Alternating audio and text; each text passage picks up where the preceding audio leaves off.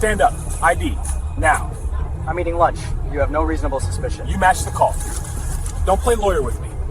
I am the lawyer, Department of Justice, Civil Rights. Touch me and you're violating federal law. Cool story. Turn around. I am not resisting. This is an unlawful arrest. Record this. Officer Brody Miller had been wearing the badge of the North Charleston Police Department for 6 years when he made the decision that would implode his career, humiliate his superiors, and cost the taxpayers of South Carolina $6.4 million. He was 28 years old, physically imposing, and possessed of that dangerous combination of limited life experience and absolute authority.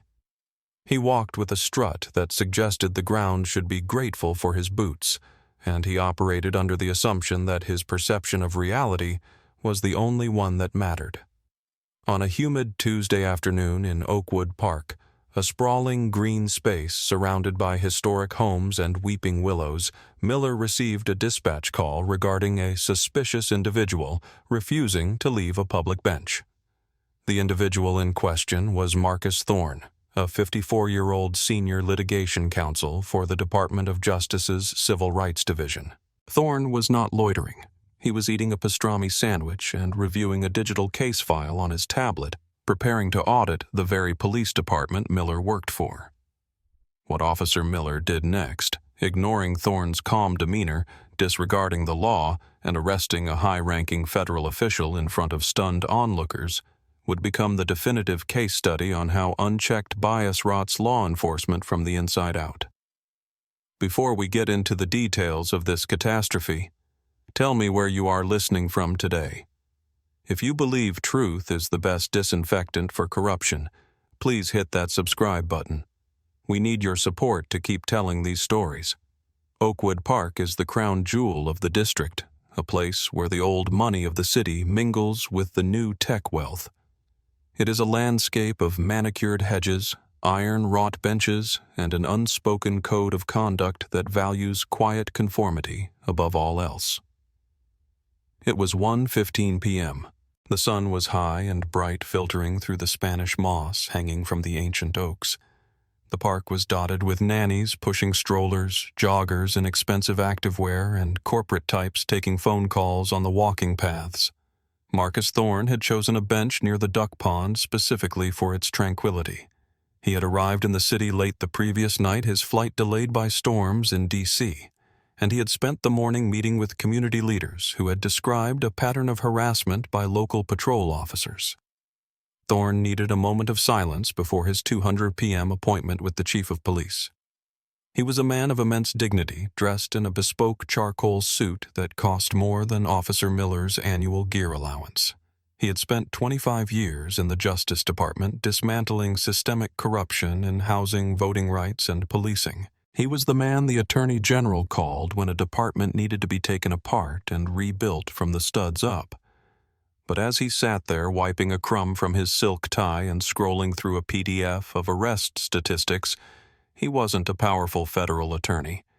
He was simply a black man in a suit sitting in a park where someone decided he didn't belong. That someone was Eleanor Vance. Eleanor was 58 years old, the kind of woman who sat on the board of the Homeowners Association and viewed the public park across the street from her Victorian renovation as an extension of her front porch.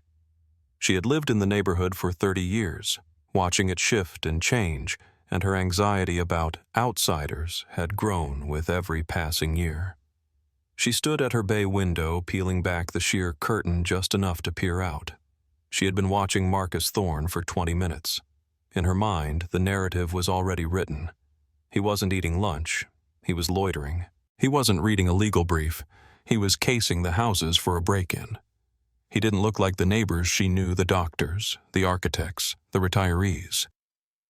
To Eleanor Thorne's presence was a glitch in the matrix of her curated world. She watched him tap on his tablet and frowned. Why wasn't he at an office? Why was he just sitting there? The longer she watched, the more her unfounded fear calcified into certainty. She picked up her phone, bypassing the non-emergency line she should have used, and dialed 911 directly. Her voice was trembling, a practiced affectation of distress. 911, what is your emergency? The dispatcher asked. Yes, I'm at 400 Oakwood Drive, Eleanor said, her voice dropping to a conspiratorial whisper. There's a man across the street in the park. He's been there for half an hour. He's watching the houses. I think he's checking to see who is home. The dispatcher, trained to filter bias but overworked and understaffed, pressed for details. Is he threatening anyone, ma'am? Does he have a weapon? Eleanor hesitated. She knew that saying no might result in a slow response or no response at all. She needed the police to come and remove the anomaly. He's acting very aggressive, she lied, a fabrication that flowed easily. He shouted at a woman walking her dog earlier, and he keeps putting his hand in his jacket pocket. I'm afraid to leave my house. That was the trigger. The call was coded not as a welfare check or a suspicious person, but as a potential threat to public safety. The call went out over the radio. Unit 4 Alpha, respond to Oakwood Park. Subject is a black male, 50s, dark suit. Reporting party states, subject is aggressive, possibly armed, casing residences. Officer Brody Miller was 3 blocks away, idling in the parking lot of a convenience store halfway through a lukewarm energy drink. When the call crackled over his radio, he didn't hear a request for investigation. He heard an opportunity for action. Brody Miller had a reputation within the precinct, though not the one he thought he had. He believed he was a proactive officer, a hard charger who kept the streets clean. His sergeants, however, viewed him as a liability in waiting. In his 6 years on the force, Miller had accrued 14 internal complaints. Most were for discourtesy, cursing at motorists, belittling teenagers, but 4 were for excessive force. He had a tendency to turn simple traffic stops into physical altercations. He was the type of officer who took a question as an insult and a refusal as a threat. His personnel file was thick with counseling memos, those bureaucratic slaps on the wrist that allowed the department to say they addressed the behavior without actually stopping it. Miller had never been suspended, never lost a day of pay. He had learned that if he wrote the report creatively enough, if he used the right buzzwords like furtive movement and combative stance, the system would protect him. He was a hammer and the world was full of nails. When Miller heard the dispatch about the man in Oakwood Park, his mind immediately began to profile the suspect. Aggressive, casing houses, probably a career criminal trying to blend in by wearing a suit. Miller had seen that before, con men dressing up to lower suspicion. He threw his cruiser into gear and flipped on his lights, cutting through the midday traffic with a sense of righteous urgency. He didn't turn on his siren. He wanted the element of surprise. He wanted to catch the guy in the act of whatever he was doing. Miller pulled up to the curb of the park at 1:24 p.m., the tires of his cruiser crunching loudly against the gravel. He saw the subject immediately. A black man sitting on a bench, legs crossed, tablet in hand, looking entirely too comfortable. Miller exited the vehicle, leaving the door open. He adjusted his duty belt, resting his hand near his holstered weapon, a gesture of dominance he didn't even realize he was making. He didn't observe from a distance. He didn't look for the aggressive behavior the caller had claimed. He marched across the grass, cutting a direct line toward the bench. Marcus Thorne heard the car but didn't look up immediately. He was in the middle of a paragraph detailing a trend of unconstitutional stops in the city's 4th precinct. It was only when a shadow fell over his screen that he raised his eyes. He saw a young officer, thick-necked and red-faced, standing 6 feet away, stance wide, hand hovering near his gun. Thorne, a veteran of federal law enforcement oversight, read the officer's body language instantly. Aggression, impatience, poor training. Thorne slowly lowered the tablet to his lap, keeping his hands visible. He didn't smile, but he remained calm. "Good afternoon, officer." Thorne said, his voice a deep, resonant baritone that had commanded federal courtrooms for 2 decades. "Can I help you?" Miller didn't return the greeting. He stepped closer, invading Thorne's personal space. "Stand up," Miller ordered. It wasn't a request. Thorne remained seated. He took a slow breath, centering himself. He knew the law better than Miller knew the back of his own hand. "Officer," Thorne said, "I am enjoying my lunch. Unless I am being detained for a specific crime, I prefer to remain seated. What is the nature of your inquiry?" Miller blinked. He wasn't used to pushback, certainly not from someone he had already decided was a suspect. The vocabulary "nature of your inquiry" grated on him. It sounded like a challenge. "We got a call about a guy matching your description, harassing people, and acting suspicious. Let me see your ID." Thorne looked around the empty park area. The nearest person was a jogger 100 yards away. "I haven't spoken to a soul, officer. I'm eating a sandwich. As for my identification, South Carolina is not a stop-and-identify state, unless you have reasonable, articulable suspicion that a crime has been committed, is being committed, or is about to be committed. A vague call about suspicious behavior does not meet that threshold." Miller's face flushed a deeper shade of red. This was the moment where a good officer would have paused. A good officer would have assessed the situation, the expensive suit, the calm demeanor, the tablet, the lack of any victims. But Miller wasn't a good officer. He was a man who felt his authority slipping, and he was desperate to grab it back. "I'm not asking you for a law lesson," Miller snapped, stepping even closer, his shadow completely engulfing Thorne. "I'm telling you to give me your ID. You're loitering in a public park, and you fit the description of a suspect. Now stand up, or I will make you stand up."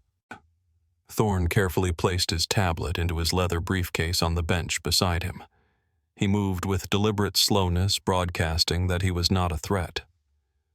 "Officer," Thorne said, his voice hardening just a fraction, "I am going to give you a chance to walk away. You are making a mistake. I am a federal employee here on official business. I am not loitering. I am taking a meal break, which is my legal right in a public space. If you continue down this path, you are violating my Fourth Amendment rights, and you will regret it." "Federal employee," Miller scoffed. He had heard it all before. Suspects claiming to be lawyers, doctors, the mayor's nephew. It was always a lie.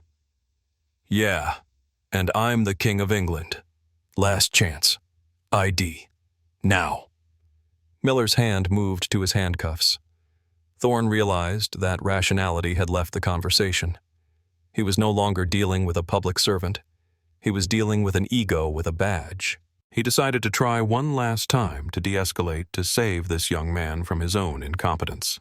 "My credentials are in my jacket pocket," Thorne said clearly. "I am a senior litigation counsel for the Department of Justice. I am the federal monitor assigned to the audit of this police department. If you touch me, you are assaulting a federal officer." It was a warning that should have frozen Miller in his tracks. The mention of the DOJ audit, a rumor that had been circulating in the locker rooms for weeks, should have rung a bell. But Miller was too far gone. He heard the words, but his brain filtered them as deception. "Get up!" Miller shouted. He lunged forward, grabbing Thorne by the lapel of his expensive charcoal suit. He yanked the older man upward. Thorne didn't fight back physically, but he didn't help either. He went limp, forcing Miller to haul his dead weight. The sandwich fell to the grass. The briefcase tipped over. "I am not resisting," Thorne said loudly, projecting his voice toward the street where a few pedestrians had stopped to watch. "I am complying under duress. Witness this." Miller spun Thorne around, twisting his arm behind his back with unnecessary force. Thorne winced as his shoulder joint was torqued, but he kept his face stoic. He felt the cold steel of the handcuffs snap onto his wrists. "You're under arrest for disorderly conduct, loitering, and resisting a lawful order." Miller panted, the adrenaline dumping into his system, making his hands shake. He tightened the cuffs too tight. Thorne felt the metal bite into his skin. "Officer, these restraints are excessive. I have offered no physical resistance." Thorne stated, his voice devoid of fear, filled only with a cold, clinical observation. "Shut up," Miller spat. He shoved Thorne toward the patrol car. Across the street, Eleanor Vance was watching from her window. She felt a surge of validation. "See, she thought I was right. He was a criminal. The police are taking him away. She didn't know she had just cost her city millions." She didn't know that the man being shoved into the back seat of the cruiser had been appointed by the United States District Court to ensure constitutional policing. She just saw a black man in handcuffs and felt safe. The ride to the precinct was a study in contrasts. In the front seat, Officer Miller was riding a high of self-righteousness, typing into his dash computer, radioing dispatch that he had one male in custody. In the back, sitting uncomfortably with his hands pinned behind him, Marcus Thorne was silent. He was memorizing everything. The time of arrest, 1:32 p.m. The speed of the vehicle. The fact that Miller didn't buckle Thorne's seatbelt, a violation of department policy. The way Miller was humming along to the radio, completely oblivious to the radioactive material he was transporting. Thorne closed his eyes and began drafting the legal complaint in his head. He cataloged the counts: false arrest, false imprisonment, battery deprivation of rights under color of law, 42 U.S. Code Section 1983. He thought about the audit meeting he was missing. The chief of police would be wondering where he was. The irony was almost perfect. He had come to investigate whether the department profiled minority citizens, and before he could even hold his first meeting, he had become Exhibit A. They arrived at the North Charleston precinct at 1:45 p.m. Miller pulled into the sallyport, the garage door rumbling shut behind them. He hauled Thorne out of the car. Thorne's suit was wrinkled, his tie askew, grass stains on his polished shoes. Miller marched him through the secure doors and into the booking area. The station was buzzing with the midday shift change. Officers were swapping gear, drinking coffee, chatting. The noise died down as Miller paraded his capture through the room. He walked Thorne up to the high desk, where the desk sergeant, a man named Thomas Grady, sat. Sergeant Grady was 59 years old. He was 3 months away from retirement. He had seen everything done, everything, and had no patience for rookie mistakes. He was looking down at a clipboard, reviewing the daily briefing notes. "What you got, Miller?" Grady asked without looking up, his voice gravelly from decades of cigarettes. "Disorderly and resisting," Miller announced proudly. "Guy was loitering in Oakwood Park, refused ID, tried to claim he was a Fed." Grady sighed.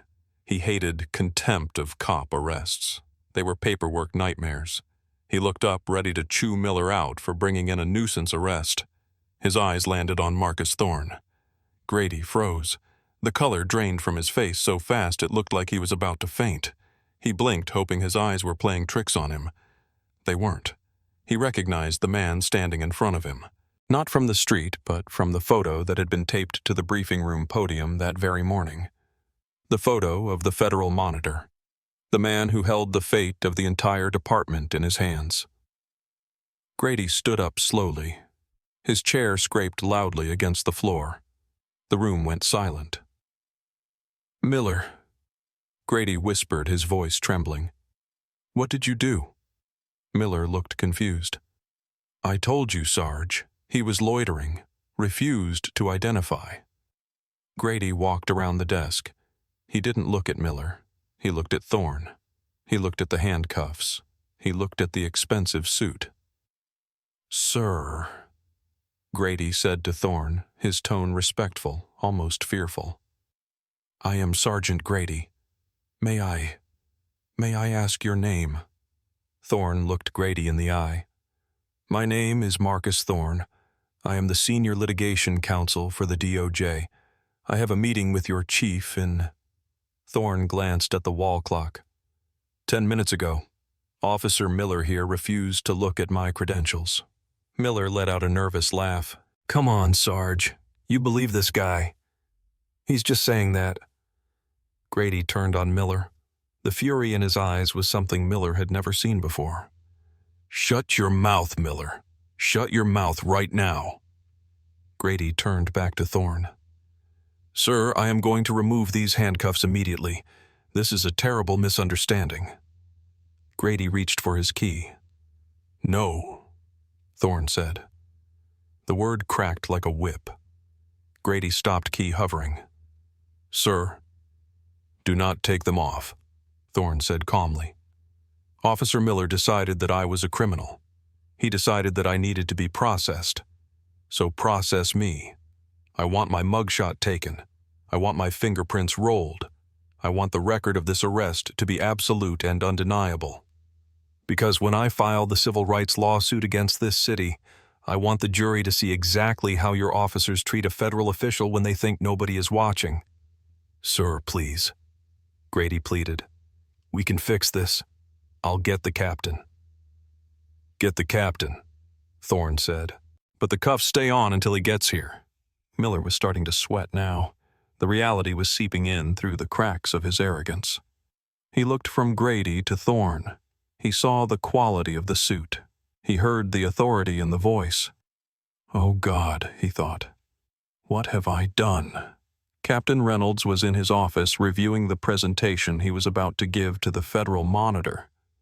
He wanted to show that the department was making progress, that the bad old days were behind them. His door flew open. It was Sergeant Grady, breathless. Captain, you need to come to booking. Now! Reynolds stood up, annoyed. I have the Monitor coming any minute, Grady. I can't be dealing with... The Monitor is in booking, Captain. Grady said, his face pale. Miller arrested him. Reynolds felt the room spin. Say that again. Officer Miller arrested Marcus Thorne. He's in cuffs downstairs. He's refusing to let us take them off until you see him. Reynolds didn't run. He sprinted. He burst into the booking area to find a tableau that would haunt his nightmares. His newest problem officer, Brody Miller, looking like he wanted to vomit. And Marcus Thorne, the man with the power to dissolve the department's leadership, standing in handcuffs, looking like a statue of judgment. Reynolds slowed down as he approached, holding his hands up in surrender. Mr. Thorne, Reynolds gasped. I am Captain Reynolds. I am so incredibly sorry. There are no words. He turned to Miller. Give me the key. Now. Miller fumbled for his keys, his hands shaking so badly he dropped them. Reynolds snatched them off the floor, unlocked the cuffs, and threw them onto the desk with a clatter. Thorne rubbed his wrists. Deep red grooves marked his skin. He looked at the captain. Captain Reynolds, Thorne said. I assume this is Officer Miller. He gestured to the terrified young man. He arrested me for sitting on a park bench. He refused to look at my federal credentials. He used force on a compliance subject. And he did it all because a neighbor called in a suspicious black man. He will be dealt with, sir. Immediately, Reynolds promised. I'll drive you back to your hotel. We can discuss this. We will discuss this, Thorne said, but not in your office. We will discuss this in federal court. I want copies of the dispatch log, the body camera footage, the booking record, and Officer Miller's personnel file delivered to my office by 5:00 p.m. Do I make myself clear? Crystal clear, sir. And, Captain, Thorne adjusted his tie, smoothing the silk. I'm still conducting my audit, but I think I've seen enough for today. The fallout was swift, brutal, and public. The body camera footage was released within 48 hours. It showed everything: the calm professional eating a sandwich, the aggressive officer escalating for no reason, the clear identification offered and ignored. The video went viral globally. Federal Monitor arrested while monitoring police was the headline on CNN, BBC, and Al Jazeera. The juxtaposition of Thorne's dignity and Miller's thuggery was impossible to defend. Do you think officers who make false arrests should be personally liable for the damages? Leave your thoughts in the comments below. Officer Brody Miller was fired 4 days later. The internal investigation was the fastest in the department's history. He was decertified by the state of South Carolina, meaning he could never work in law enforcement again. But his firing didn't stop the bleeding. The lawsuit Thorne filed was a masterclass in civil rights litigation. It didn't just target Miller. It targeted the training, the supervision, and the culture that allowed Miller to exist. The city attorneys took one look at the evidence and the reputation of the plaintiff and folded. They settled for $6.4 million. It was one of the largest individual settlements for a wrongful arrest in state history. But the money was the least of the department's problems, because of the arrest, the Department of Justice removed the voluntary status of the audit and imposed a strict court-enforceable consent decree. The North Charleston Police Department was effectively placed under federal receivership. Every policy was rewritten. Every officer had to undergo 40 hours of new bias training. A civilian oversight board was established with subpoena power. And the man overseeing it all, Marcus Thorne, he didn't recuse himself. He stayed on his authority now, absolute, ensuring that every promise of reform was kept. Eleanor Vance, the caller, was not spared. While she wasn't charged with a crime, making a biased call was not technically illegal at the time her name was leaked in the unredacted police report. She became a pariah in her own neighborhood. Her curated world crumbled as neighbors stopped speaking to her, ashamed to be associated with the woman who tried to weaponize the police against a federal official. She eventually sold her Victorian home and moved to a gated community in Florida, blaming cancel culture for her disgrace, never understanding that the rot was in her own heart. 6 months later, Marcus Thorne stood at a podium in the city's town hall. The room was packed. He wasn't wearing handcuffs this time. He was speaking to a graduating class of new police recruits. The atmosphere was heavy with history. "Some of you know me as the man who sued this city." Thorne began, his voice quiet, but carrying to the back of the room. "Some of you know me as the $6 million man. But I want you to remember me as something else. I want you to remember me as the man on the bench." He paused, looking at the young faces, diverse and eager. "I had a badge in my pocket that day," Thorne continued. "I had the power of the United States government behind me. I had the knowledge of the law, and none of it stopped Officer Miller from seeing me as a threat. None of it stopped the handcuffs.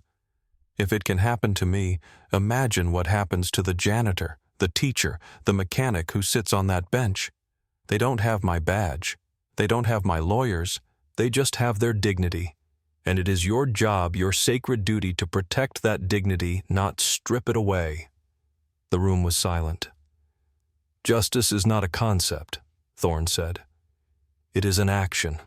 It is what you do when you are tired, when you are angry, when you are scared. Do not be Brody Miller. Be the officer who asks a question before he issues an order. Be the officer who sees a neighbor, not a suspect." The story of Marcus Thorne and Brody Miller is a reminder that authority without wisdom is tyranny. It is a reminder that the systems we trust are only as good as the people who enforce them. Officer Miller saw a black man and assumed the worst. He didn't just lose his job, he cost his community its trust and its treasure. What do you think needs to change to prevent this from happening again? Is it training? Is it hiring? Or is it something deeper in our culture? If this story moved you, if you believe in holding power accountable, please subscribe to the channel. We will keep bringing you these stories because silence is where injustice hides. Thank you for watching and stay safe out there.